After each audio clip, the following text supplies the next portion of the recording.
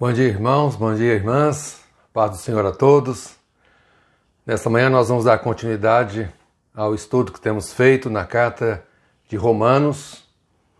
Nós hoje estamos na lição número 11 e vamos estudar Romanos no capítulo 5, do versículo 12 ao versículo 21. O tema desta lição eu coloquei dois homens, dois destinos. É um texto bastante complexo. O apóstolo Pedro, na sua carta, ele comenta as coisas que Paulo escrevia e elogiando muito a Paulo, a inteligência, a capacidade argumentativa de Paulo, mas o próprio apóstolo Pedro diz assim: há algumas coisas que Paulo escreve que é difícil de compreender. Eu acho que Pedro devia estar se referindo a esse texto que nós vamos ler. Não é um texto muito fácil de ser interpretado, mas nós pedimos ao Espírito Santo que nos faça isso, que nos ajude a interpretá-lo, para que fique em nossos corações aquilo que Deus quer que fique. Qual a razão que essas coisas foram escritas e que nós possamos assim entender e viver de acordo com elas. Então, antes de começar o nosso estudo, nós vamos orar pedindo a Deus que nos abençoe nesta manhã. Pai querido, nós estamos diante da Tua palavra aberta e vamos estudar a Tua palavra. Nós confessamos a Ti que a nossa capacidade é muito limitada, nós não conseguimos entender a grandiosidade da Tua palavra. E por isso nós te pedimos nesta manhã que Tu possas nos ajudar, enviando o Teu Santo Espírito para agir em nossa mente, em nosso coração, alargando em nosso entendimento, nos mostrando coisas que muitas vezes nós não conseguimos enxergar até hoje, mas que nós possamos entender aquilo que Tu tens preparado para nós. E assim, ó Pai, possamos alcançar as Tuas verdades e viver de acordo com ela. Nós te oramos e pedimos isto em nome de Jesus. Amém. Amém. Então vamos, irmãos, abrir a Bíblia em Romanos no capítulo 5, e vamos ler, então, do versículo 12 até o versículo de número 21. A palavra de Deus nos diz assim: portanto, da mesma forma como o pecado entrou no mundo por um homem, e pela morte o pecado, assim também a morte veio a todos os homens, porque todos pecaram. Pois antes de ser dada a lei, o pecado já estava no mundo, mas o pecado não é levado em conta quando não existe lei. Todavia, a morte reinou desde o tempo de Adão até Moisés, mesmo sobre aqueles que não cometeram pecado semelhante à transgressão de Adão, o qual era um tipo daquele que haveria de vir. Entretanto, não há comparação entre a dádiva e a transgressão. Pois se muitos morreram por causa da transgressão de um só, muito mais a graça de Deus, isto é, a dádiva pela graça de um só homem, Jesus Cristo, transbordou para muitos. Não se pode comparar a dádiva de Deus com a consequência do pecado de um só homem. Por um pecado veio o julgamento que trouxe condenação, mas a dádiva decorreu de muitas transgressões e trouxe justificação. Se pela transgressão de um só a morte reinou por meio dele, muito mais aqueles que recebem de Deus a imensa provisão da graça e a dádiva da justiça reinarão em vida por meio de um único homem, Jesus Cristo. Consequentemente, assim como uma só transgressão resultou na condenação de todos os homens, assim também um só ato de justiça resultou na justificação que traz vida a todos os homens. Logo, assim como por meio da desobediência de um só homem muitos foram feitos pecadores, assim também por meio da obediência de um único homem muitos serão feitos justos. A lei foi introduzida para que a transgressão fosse ressaltada, mas onde aumentou o pecado, transbordou a graça, a fim de que, assim como o pecado reinou na morte, também a graça reine pela justiça para conceder vida eterna mediante Jesus Cristo, nosso Senhor. Então, o texto que vamos estudar agora é um dos textos mais complexos e mais difíceis de interpretação.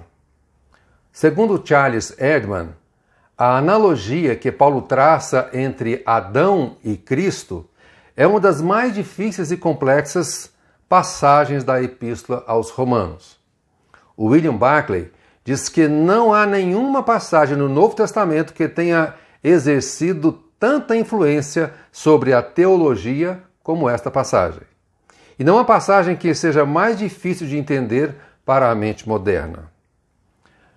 Mais um teólogo que eu queria destacar, John Stott, diz que todos os que estudaram Romanos 5, de 12 a 21, chegaram à conclusão de que esta passagem é extremamente condensada. Na verdade, Paulo está concluindo a sua exposição sobre a doutrina da justificação e nos preparando para a entrada na bendita doutrina da santificação. Então vamos lá, vamos ao texto. A primeira coisa que nós vemos nesse texto, quando Paulo reforça aquilo que ele já vinha falando, né, nos textos, nos capítulos anteriores, sobre a queda da raça humana. Só que ele agora começa a mostrar como é que isso aconteceu, qual a origem disso, de onde isso veio. Então, a queda da raça humana em Adão. A queda de Adão foi o maior desastre da história da raça humana. Não há nada pior na raça humana que tenha acontecido. Não há pandemia, não há coronavírus neste mundo que foi pior do que a queda do homem em Adão. Então, desta queda decorrem todos os demais desastres que a humanidade tem passado, que o homem tem passado. Isso está bem claro no versículo 12 que nós acabamos de ler. Fala, portanto, da mesma forma como o pecado entrou no mundo por um homem, que é Adão, e pelo pecado veio a morte, então a partir do pecado a consequência é a morte, assim também a morte veio a todos os homens, porque todos pecaram. Então, como sempre, Paulo ele é muito lógico nas coisas que fala, e Paulo faz na escrita dele uma sequência de raciocínios. Então a primeira coisa que ele coloca lá no versículo 12, fica com a sua Bíblia aberta aí no versículo 12. A gente percebe, primeiramente, o pecado entrou no mundo por um homem. Então, um homem apenas é o responsável pela entrada do pecado. Quando Deus fez o mundo, não havia pecado no mundo. Deus vinha ao jardim do Éden e ficava dialogando ali com o homem. Ele tinha tardes e tardes, horas e horas conversando com o homem, porque não havia nenhuma separação entre o homem e Deus. O homem tinha acesso a Deus com a maior facilidade do mundo. Mas houve a queda do homem, houve a desobediência do homem, o homem infringiu a lei de Deus. E a palavra de Deus nos diz que o salário do pecado é a morte. Morte significa separação. Então, uma vez que o homem desobedece a Deus, infringe a sua lei, há uma consequência. E essa consequência é a separação do homem de Deus. Então, o pecado entrou no mundo por um homem. Em seguida ele fala, a morte entrou no mundo pelo pecado. Porque se o salário do pecado é a morte, uma vez que o homem pecou, entra a morte no mundo. No mundo também não existia morte, não existia pecado, não existia morte. Passou a existir o pecado e, consequentemente, passou a existir a morte. E depois Paulo conclui que a morte atingiu a todos os homens, porque todos pecaram. Se hoje nós temos que morrer, é porque lá no passado o pecado entrou no mundo, a partir do pecado entrou a morte. Se todos nós pecamos, então todos nós devemos também morrer. A morte vem a nós porque pecamos, todos pecaram e, portanto, todos devem passar pela sentença da morte. A transgressão de Adão trouxe pecado, morte e condenação à raça humana. O pecado, depois do versículo 13 e versículo 14, né? A gente olha e vê que o pecado de Adão impôs o reino de morte antes da lei.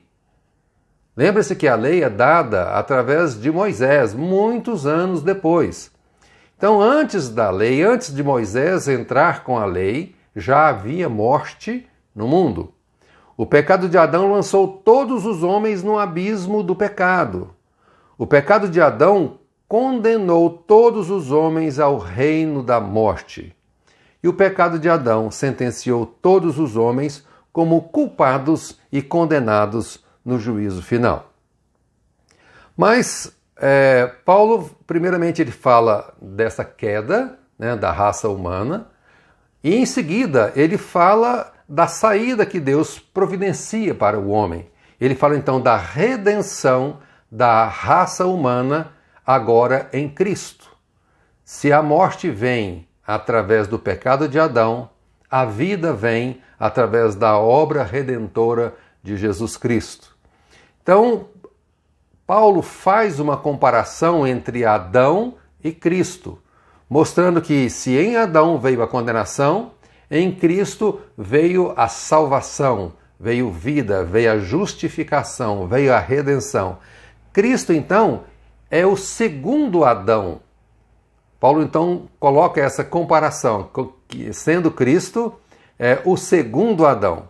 Então, só que há uma diferença enorme entre a obra de Adão e a obra de Jesus Cristo. Por exemplo, frente à tentação, o primeiro Adão caiu no jardim do Éden.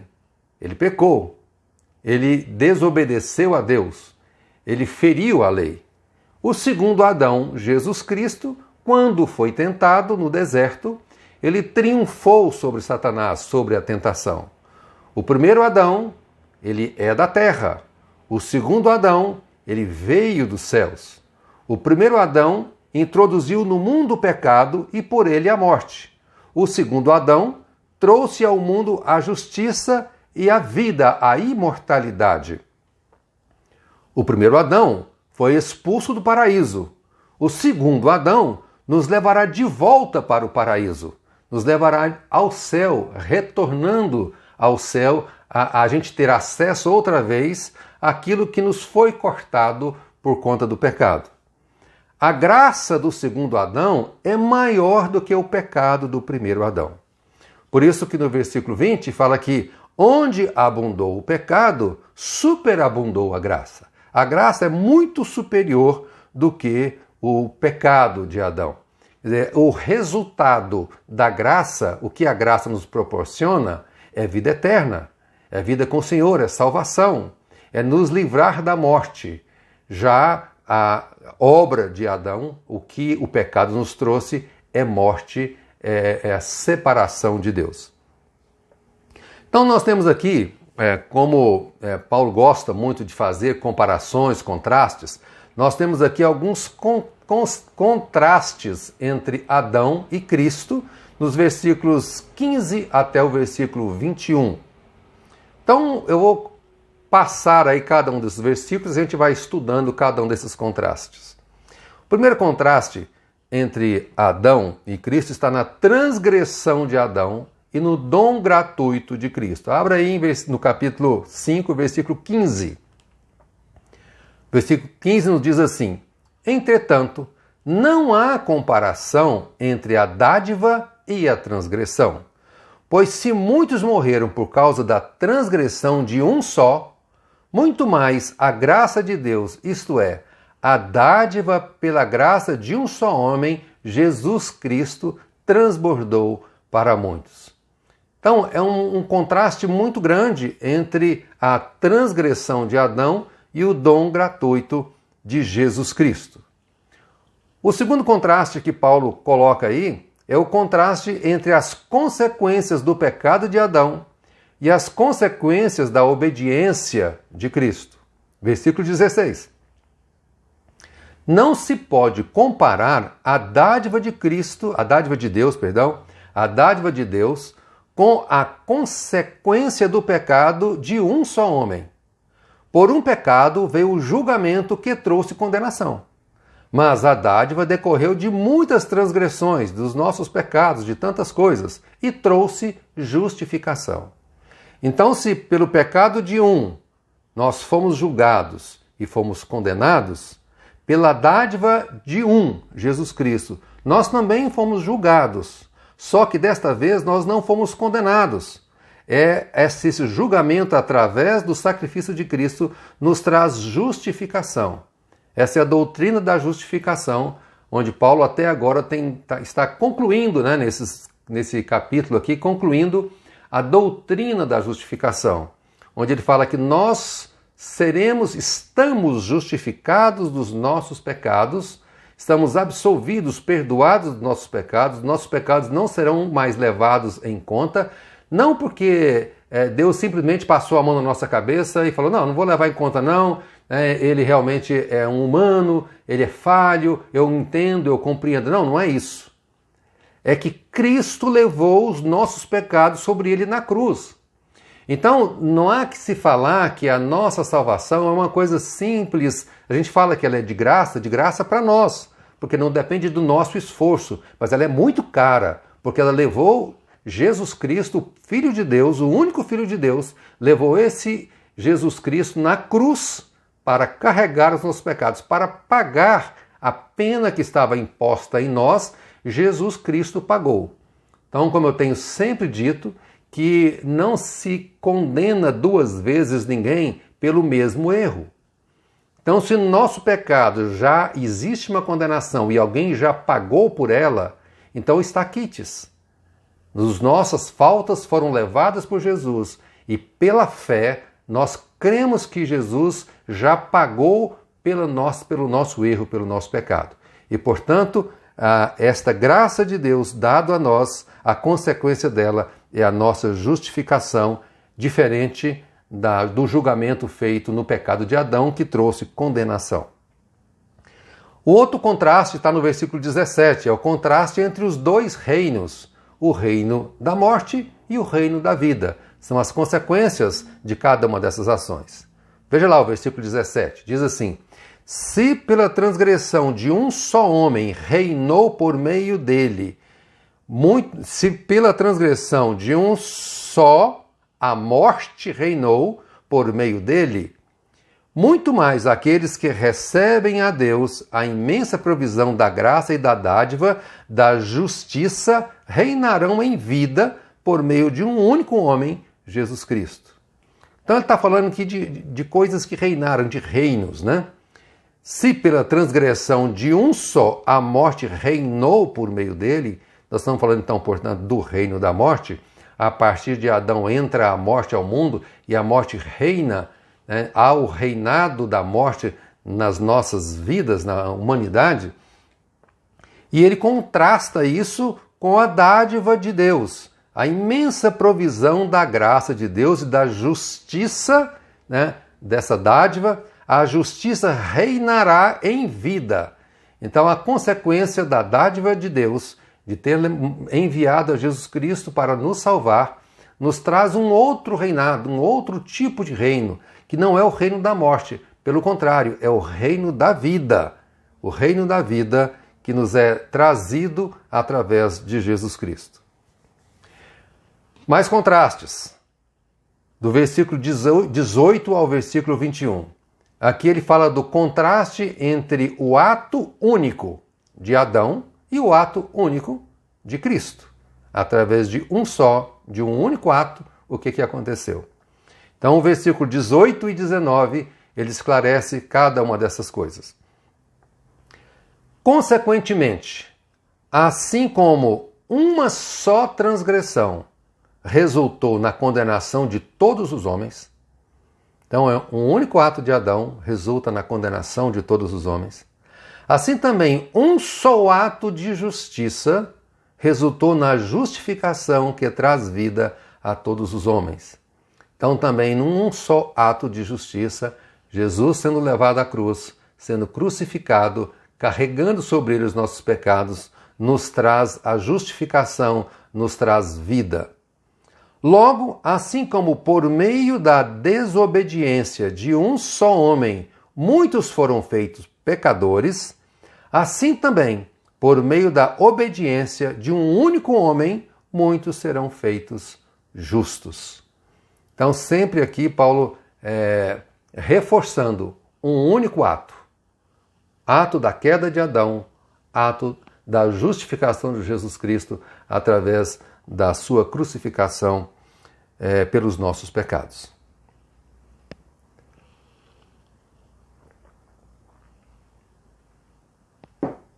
Versículo 20 e 21, ele mostra ainda mais um outro contraste. O contraste entre a lei e a graça. Veja lá. A lei foi introduzida para que a transgressão fosse ressaltada. Mas onde aumentou o pecado, transbordou a graça, a fim de que, assim como o pecado reinou na morte, também a graça reine pela justiça para conceder vida eterna mediante Jesus Cristo, nosso Senhor. Então, ele está mostrando que a transgressão ela veio a partir da ação de Adão. A lei foi introduzida para que a transgressão fosse ressaltada. Paulo insiste em que a lei não salva ninguém. A lei, o propósito da lei, a lei veio não para salvar. Na verdade, a lei também não veio nem para condenar, mas a lei veio apenas para demonstrar o quanto você está desobedecendo a Deus. Então ela veio para mostrar a sua transgressão. Enquanto não há lei, você não sabe que está infringindo ou está entristecendo a Deus, que está desobedecendo a Deus. Não é que a partir da lei você passou a desobedecer, você passou a pecar. O pecado já existia antes da lei. A sua ação, vamos exemplificar, uma morte. Não há lei que diz que matar um homem é pecado, mas matar um homem é pecado, independentemente de existir ou não existir lei. E quando a lei vem e fala, matar é pecado, você se dá conta da quantidade de pecados que você tem. Não é que você passou a ter pecado a partir da lei, mas é que a partir da lei, a lei te trouxe uma consciência de quão pecador você é. Então esse é o objetivo da lei, de mostrar para você o quão pecador você é. A lei foi introduzida para que a transgressão fosse ressaltada. Não é para que a partir dali houvesse transgressão, mas apenas para que a transgressão fosse ressaltada, que ela viesse à tona, que você passasse a perceber o quão pecador você é. Mas a partir do momento que eu percebo que eu sou tão pecador, qual a reação que eu tenho? O que isso me faz? Que saída que eu tenho? Eu não vejo saída. Como eu resolver esse problema de eu ser tão pecador? Então, Paulo dá sequência ao versículo, dizendo que a graça de Deus, a vinda de Jesus Cristo, nos traz o perdão a esse pecado. Então, se o pecado é muito, a graça é muito maior, porque a graça ela consegue apagar todos esses pecados e te dá, inclusive, a certeza de ter acesso aos céus, de ter agora acesso a Deus, de voltar a se relacionar com Deus. Por isso que ele fala, a lei foi introduzida para que a transgressão fosse ressaltada, mas onde aumentou o pecado, abundou a graça, ou onde abundou o pecado, superabundou a graça, em outras versões. Né? E ele fala, a fim de que, assim como o pecado reinou na morte, também a graça reine pela justiça para conceder vida eterna. Então, se o pecado, a consequência do pecado é o reino da morte, a consequência da dádiva de Deus, da vinda de Jesus Cristo, é a justiça, é o reino da justiça que concede vida eterna a todos aqueles que creem em Jesus Cristo. E aqui agora tem uma única semelhança entre Cristo e Adão. Porque até agora nós mostramos a ação de um homem, Adão, a ação de um homem, Jesus Cristo. E quando nós comparamos esses dois homens, nós percebemos que há sempre um contraste muito grande, não somente na ação de um, na ação de outro, mas na consequência dessa ação de Adão e na consequência da ação de Jesus Cristo. Mas há alguma coisa que os dois são semelhantes, que não há contraste, há uma semelhança entre os dois. Então, nos dois casos, muita gente foi atingida pelo ato de apenas um homem. Esta é a única semelhança entre eles, embora os resultados tenham sido completamente diferentes. Por isso é que diz que Adão é um tipo de Cristo, está tipificando a Cristo, pois ele também foi representante da humanidade. Porém, em Adão, esta representação foi desastrosa, e em Cristo a representação foi vitoriosa. Então nós temos Adão sendo o representante da humanidade, mas ao representar a humanidade, há um pecado e entra através disso a morte a toda a humanidade. Jesus Cristo também é o representante da humanidade, e a partir do ato de Jesus Cristo, do sacrifício de Jesus Cristo, da morte de Jesus Cristo, uma morte propiciatória, uma morte que carrega sobre ela os nossos pecados, a partir daí há a consequência que é a nossa vitória, a nossa salvação, o nosso acesso outra vez a nos relacionarmos, acesso ao céu, acesso a relacionarmos outra vez com o nosso Deus. Então a única semelhança entre eles é que todos os dois representaram a humanidade, são representantes do ser humano. Mas também há diferenças entre Adão e Jesus Cristo com relação à decisão, né? Quais são as diferenças da decisão de Adão entre a decisão de Jesus Cristo? A primeira diferença que eu queria ressaltar é a motivação. Qual foi a motivação da ação de Adão e qual foi a motivação da ação de Jesus? Então, o que motivou Adão a agir daquela maneira? Adão pecou e levou a raça a pecar por causa do seu egoísmo. Adão olhou para ele. Adão queria ser igual a Deus. Então ele olha para ele querendo alguma coisa para ele. Ele não olha para outro, mas ele olha unicamente para ele, um ato de egoísmo. Ele queria fazer a sua vontade em detrimento à vontade de Deus. Ele não queria mais fazer a vontade de Deus, não queria mais obedecer a Deus, mas agora falou assim, agora eu vou andar por minha própria conta, agora eu vou fazer a minha vontade. Olha o que acontece com Cristo. Cristo, embora fosse Deus, ele esvaziou-se da condição de ser Deus, humilhou-se, mesmo suando sangue, prontificou-se a fazer não a sua vontade, mas a vontade do Pai, a vontade daquele que o enviou. Então a motivação de um é fazer a sua própria vontade, a motivação do outro é fazer a vontade do Pai que o enviou. Também há uma outra diferença, são os efeitos da ação de um e os efeitos da ação de outro. Bastou a transgressão de Adão para precipitar toda a raça no abismo da queda e da condenação. O pecado do primeiro Adão trouxe julgamento sobre toda a raça. Nele caímos e nele fomos julgados. Quando Cristo, como nosso representante e nosso fiador, foi à cruz, todas as nossas transgressões foram levadas, foram lançadas sobre ele. Ele carregou no seu corpo, sobre o madeiro, todos os nossos pecados.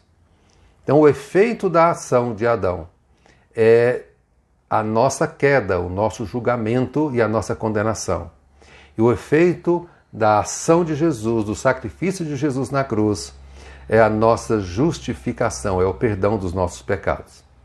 Na verdade, ele foi feito, Jesus Cristo, ele foi feito pecado por nós. Quando ele assume os nossos pecados, veja que eu sempre gosto de parar um pouco para falar sobre isso, esclarecer. Cristo não pecou. E quando a gente olha para a lei de Deus e fala assim, o salário do pecado é a morte, se Cristo não pecou, por que ele morreu? Então ele não estava sendo condenado à morte por causa do pecado dele, mas ele foi condenado à morte porque ele pegou os nossos pecados e pôs sobre ele. Naquele momento, ele não se tornou pecador, ele se tornou pecado. Então, quando Deus olha para ele, Deus vira as costas para ele e ele clama na cruz: Deus meu, por que me abandonaste? Porque a mão de Deus agora pesa sobre o pecado que estava sobre ele. E por isso ele teve que morrer. Por isso que ele foi à cruz. Por isso que ele pagou pelos nossos pecados.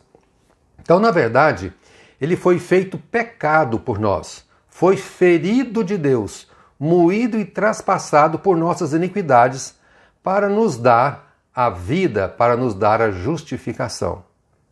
John Stott diz que o pecado de Adão trouxe condenação. A obra de Cristo traz justificação.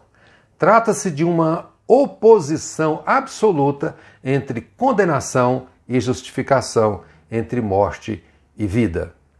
E o resultado, Os resultados da ação de um e do outro também são bastante diferentes. Cranfield diz que a finalidade dos versículos 15 até o 17 é inculcar a ampla, ele fala em dessemelhança ou diferença, entre Cristo e Adão.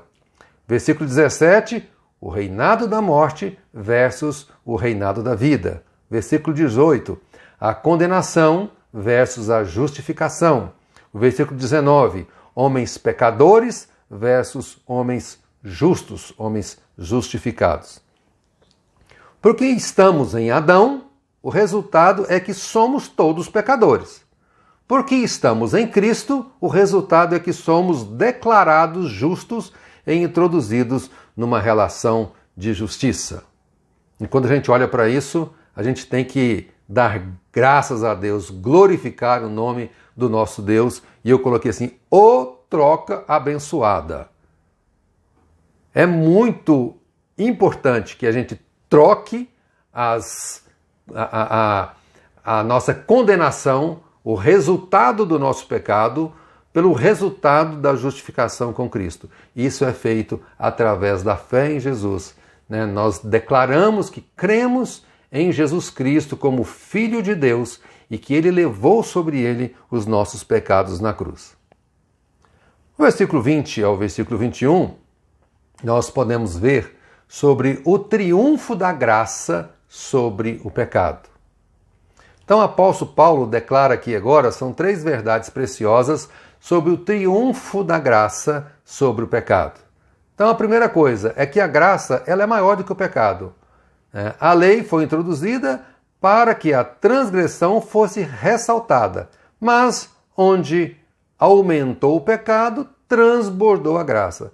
Mas onde abundou o pecado, superabundou a graça. Então, a graça ela é muito maior do que o pecado, do que a nossa condenação. Assim como o segundo Adão, que é Jesus Cristo, é maior do que o primeiro Adão, a obra de Cristo é maior do que o pecado de Adão. Também a graça é maior do que o pecado.